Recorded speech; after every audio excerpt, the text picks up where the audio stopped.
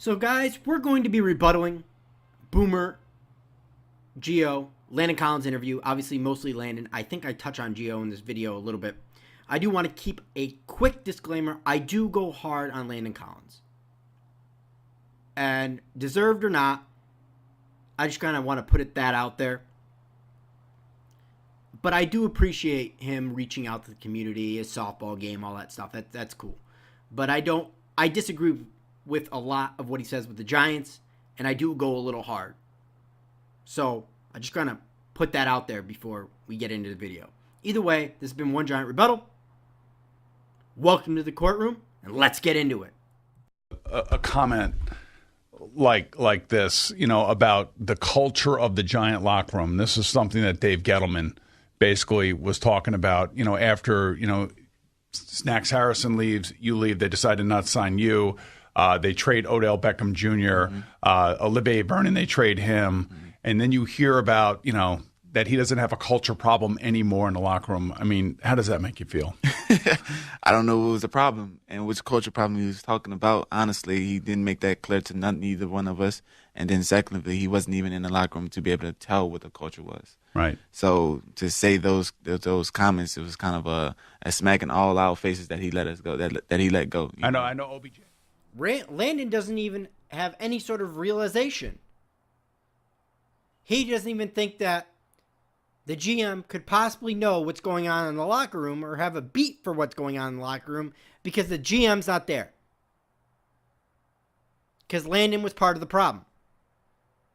That's why he thinks there's no culture problem. He thought the way everything was going on was the correct way. Sorry, Landon, it wasn't. And the GM doesn't need to be there to know what's going on. He has coaches. He has players. And what does everybody do? They report to Dave Gettleman. So you're telling me that Dave Gettleman just made up this fallacy in his head and there was no cultural problem at all? You thought the way Odell reacted, the way you went off to the media sometimes, the way Damian went off to the media sometimes, all this is acceptable? No, it's not. How come this doesn't go on the Patriots? Just saying, there was a culture problem. If you want to recognize it or not, Landon, that's on you.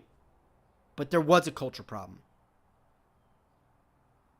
Long before Dave Gettleman got there. It started in 2016, manifested himself in 2017, and carried its way over into 2018. And that's why you went bye-bye. Also to mention the fact that most of these guys didn't live up to their contracts, and that's the other reason why they were left. But the culture problem had something problem to do with it. And if you're a Giants fan and you don't think there was a culture problem, well, you should need to be smacked upside the head, because there was. I think what he's intimating is that, there were a lot of guys that were making a lot of money that just weren't performing up to their hits. But you played hurt. You were on the field hurt. You gave everything you had. I mean, I don't. Isn't that the kind of culture you want? Now, right. I thought you wanted guys that's going to work hard, work through their injuries and stuff like that. We all did that. The guys every guy that he released was playing through injuries because at the end of the day, we knew as those players that the team needed us on the field, and we make a difference on the field. We make other teams think, all right, there's players on the field, so we still have to watch him and to be concerned about him. Now you don't have those players on the field no more. So offenses and defenses going to do as they please with you. Talking to Landon Collins. So first off, he talks about how he was playing through injury. A lot of guys are playing through injury. That's the type of players that he thought Dave Gettleman wanted. Well, because you play through bumps and bruises, strains, and pulls, congratulations. Those are minor injuries. You're expected to do it. I go to work with minor injuries all the time. We're not talking about major injuries here, Landon. That's what you're expected to do. Every player in the NFL does it. So to act like you're special, no, you're not. Take a little bit of accountability. Okay? And then he talks about how there was talented players on the defense and that basically he feels that Dave Gettleman should have kept them because they were playing through injury.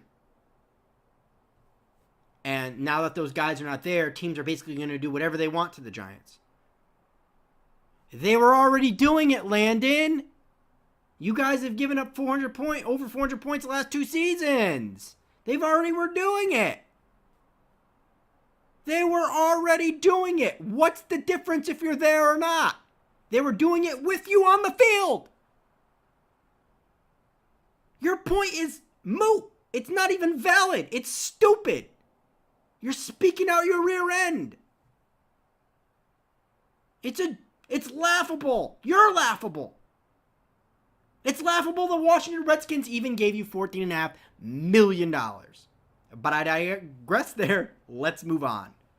Because I'm going to start cracking up if I don't. Is a talking point on this radio station more than anybody else. Mm-hmm. And fans, we believe, it seems like they are tied to Eli Manning at this stage of his career, maybe a little bit more than they should.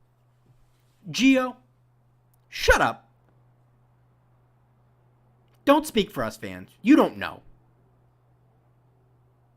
You don't. You don't know. As a fan, I'm not tied to Eli. I'm pretty sure I know another YouTuber named Entertainer Talking Sports.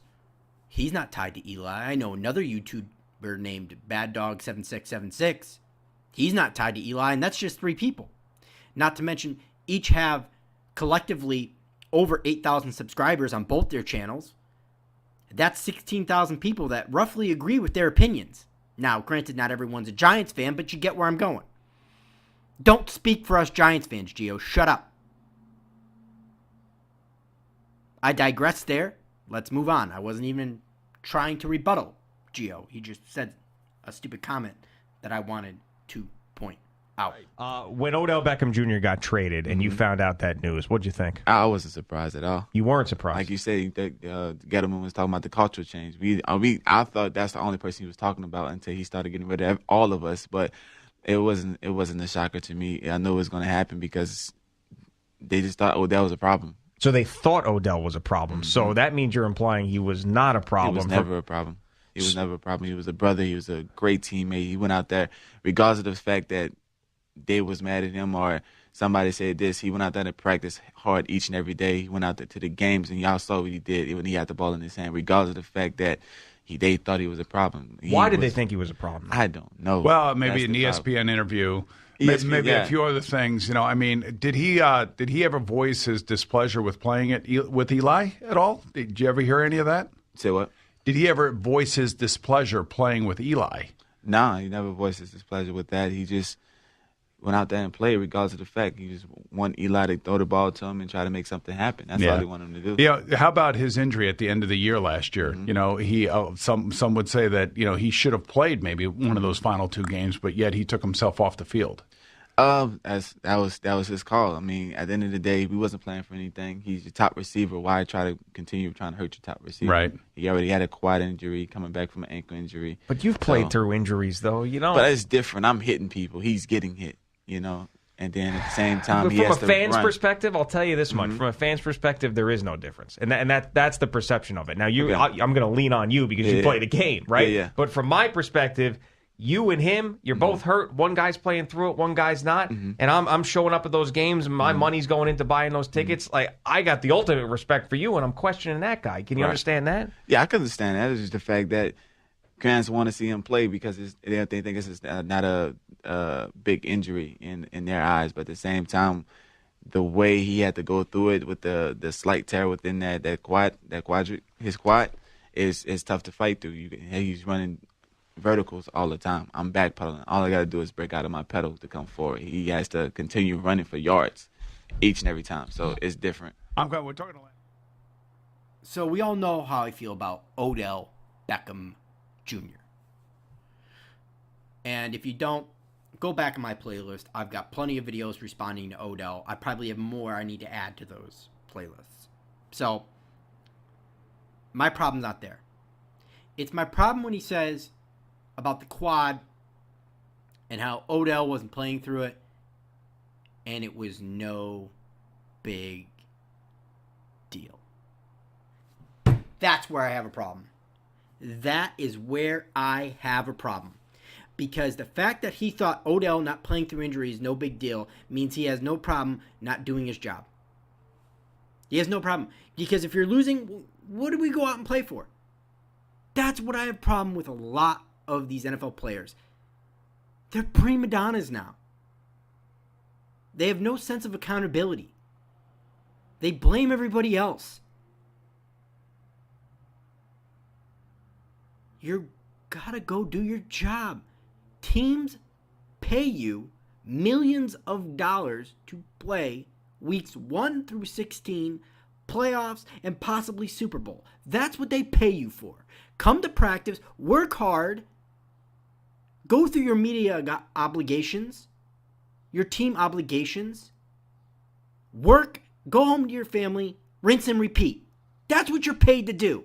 And anytime a player says, well, he doesn't need to play through it, or I don't need to play through it. BS. Do your job. What, are you too good to do your job that you're being paid millions of dollars for? That's where I have a problem.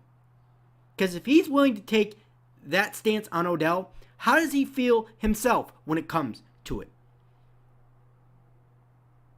BS. I digress. Let's move on. Whole box safety thing. I mean, they act like when the Giants decide that they're not going to tag you and they're going to move on, they use this term box safety like you were a leper. Like they basically like he's a box safety. Of course they're going to let him go. Like does that stuff annoy you when they're like labeling you as like a certain dimensional player that couldn't do a bunch of stuff and that's why it was easy to let you go? Man, the Giants, that team used me in so many different packages. I was all over the field. So for them to just call me a box safety, or for somebody to call you a box safety, I don't know who was doing it. I'm just like, if you don't know the game, you don't know the game. If you can't watch the film and pick out what they're doing with me, you don't know the game. So does it bother me? It used to bother me. Yeah, it used to bother me, but it's not. I know what I can do. I know I'm all over the field. I know I'm a great asset to anybody's defense. So it doesn't bother me that much at all. How do you? That's what you are, Landon. You are an overpaid box safety. Now, I know you and Gio can't wrap your head around the fact that you people these days can go to different people who've watched football, understand football just as good as they do, if not better, and watch film and say, Landon Collins is nothing but a box safety. And that's how he grades out.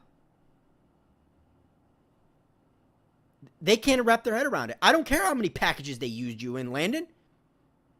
There was a part in the game against San Francisco where people thought that you were able to cover George Kittle, and he ruined you. He made you look, you weren't pathetic. So to sit there and say, that's all you are is a box safety, that's the reality of the situation, Landon. That's the truth. When they say that about you, it's the truth. Now, you got $14.5 million. You're on a different team now. You can prove otherwise, but until you prove otherwise, you're nothing but an overpaid box safety. That is the reality of what it is. Guys, listen to other people who watch film. You don't have to listen to me. They'll tell you the same thing. Look how he graded out on PFF. That says that he's a box safety. Now, granted, I tell you to take PFF with a grain of salt, but that is the reality we live in. So I thought Boomer and Gio could have done a better job in this interview. A little bit more pushback would have been cool. Questioning him a little bit more. Maybe they're afraid that they wouldn't get to interview him again, but he's in Washington. He's not going to have a lot of obligations to come to New York. I know he has ties to the community here and programs and whatnot, which is nice. You know, I did go hard on Landon. He does have ties to the community, you know, the softball game and all that. That stuff's cool. I respect that. And, you know, I hope he goes on to good things in Washington. And granted, I'm going to be rooting against him, but I don't hate the guy. Either way, guys, this has been one Giant Rebuttal. Please like and subscribe and go Big Blue.